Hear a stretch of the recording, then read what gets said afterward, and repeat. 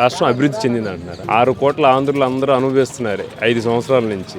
అభివృద్ధి చెందిందనే అడగడం అనేది హాస్యాస్పదంగా ఉంటుంది. ఎందుకంటే నిరుద్యోగం, ఉపాధి లేదు, ఇసుక తీసేసాడు ఎక్కంగానే. ఎవరికి కార్మికులకి దగ్గర దాంట్లో 23 రకాల కార్మికులు ఉంటారు.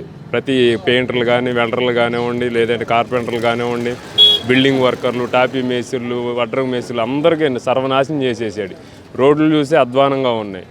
అమరావతి చూస్తే నాశనం చేసాడు.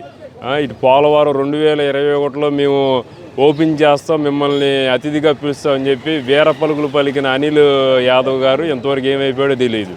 దాన్నేమో మా ప్రభుత్వంలో కట్టడం కూడా దాన్ని గోదావరిలో కలిపేశారు. ఇంకెక్కడ ఉంది అభివృద్ధి? అభివృద్ధి అనేది శూన్యం. ఆంధ్రప్రదేశ్ అంధకారంలో ఉంది. ఈ ఆంధ్రప్రదేశ్ను బాగు చేయాలంటే విజన్ ఉన్న నాయకుడు నారా చంద్రబాబు నాయుడు గారు కానీ వస్తే కానీ అది సాధ్యపడదని చెప్పి ఈ సందర్భంగా తెలియజేస్తాం.